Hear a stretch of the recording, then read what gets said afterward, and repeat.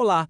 Hoje a gente vai mergulhar numa das visões literárias mais audaciosas já criadas, o Paraíso de Dante Alighieri. Prepare-se porque é uma viagem por um universo movido à luz, a amor e a uma lógica celestial que é, uau, simplesmente impressionante.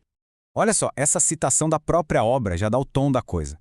A gente está falando de uma mecânica celestial, uma dança cósmica onde tudo, absolutamente tudo, se move em perfeita e divina harmonia. Mas como é que isso funciona na prática? Vamos descobrir.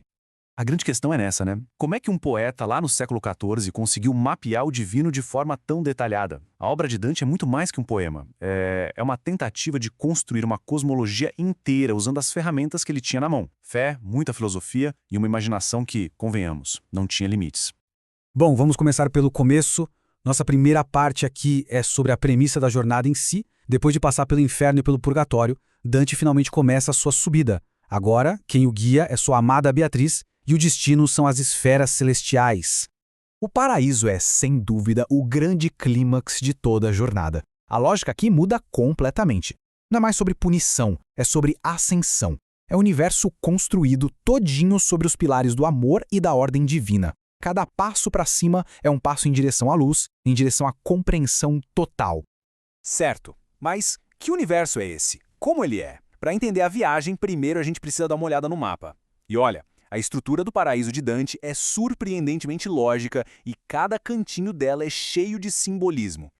Dante imaginou o céu usando o modelo ptolomaico, aquele que tinha a Terra no centro de tudo, sabe? Cada esfera planetária que ele sobe corresponde a uma virtude diferente. E é lá que ele encontra as almas que foram exemplo daquela virtude. Mas, atenção, um ponto super importante. Elas não estão presas ali. Na verdade, todas vivem juntas na presença de Deus, mas elas aparecem nesses níveis para ensinar a Dante, de forma didática, como a ordem do universo funciona.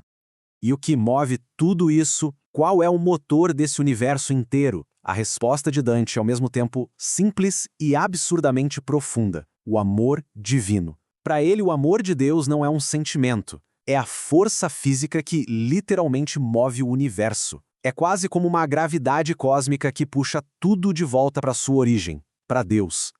A jornada de Dante não é só para olhar as estrelas, não. É uma série de diálogos, de conversas muito profundas. Vamos dar uma olhada num dos encontros mais pessoais e com certeza mais impactantes que ele tem lá no céu.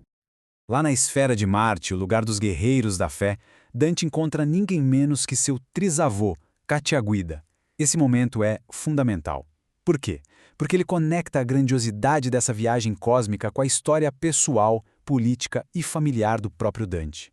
E é com essas palavras que Catiaguida se apresenta. Ele está estabelecendo a linhagem, conectando Dante diretamente à missão dele como poeta. Pensa só, no meio da imensidão do cosmos, ele recebe um momento de profunda validação pessoal. É muito forte.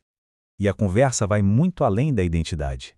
Catiaguida prevê o futuro sofrimento de Dante, o seu exílio de Florença, que na época era uma cidade consumida por conflitos. Mas, e aqui está o ponto-chave, ele também dá a Dante uma missão: registrar tudo, tudo que ele está vendo, sem medo de ninguém. E assim, a dor pessoal do exílio se transforma num propósito sagrado.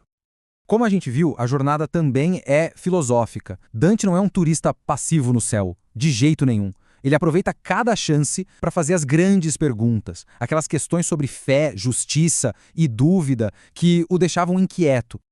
E essa é uma das questões centrais que ele levanta. Uma dúvida que, vamos ser sinceros, ecoa até hoje, né? Como é que a justiça divina, que deveria ser perfeita, às vezes parece tão injusta do nosso ponto de vista limitado de mortais?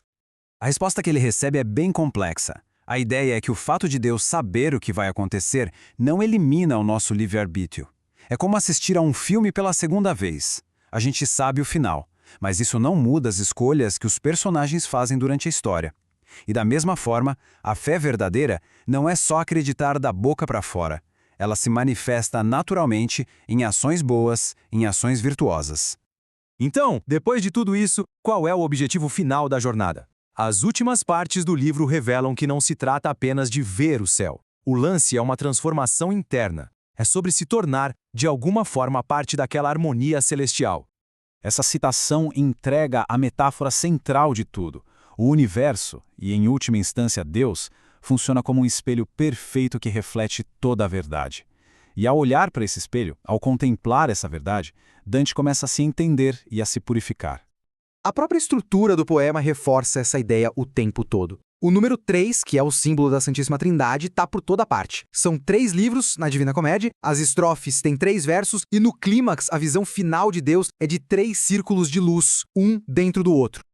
Então, o ponto crucial é este. A subida de Dante é um processo de purificação da alma. Ele está, aos poucos, se tornando um reflexo daquela harmonia cósmica que ele mesmo está testemunhando. Ele está sintonizando a sua vontade com o amor divino que move o sol e as outras estrelas. Isso tudo nos leva a uma última pergunta que fica para a gente pensar. A visão de Dante tem 700 anos, mas ela nos desafia a olhar para o nosso mundo hoje. Se a nossa sociedade, o nosso universo, fosse um espelho, quais valores ele estaria refletindo? Fica aí a reflexão.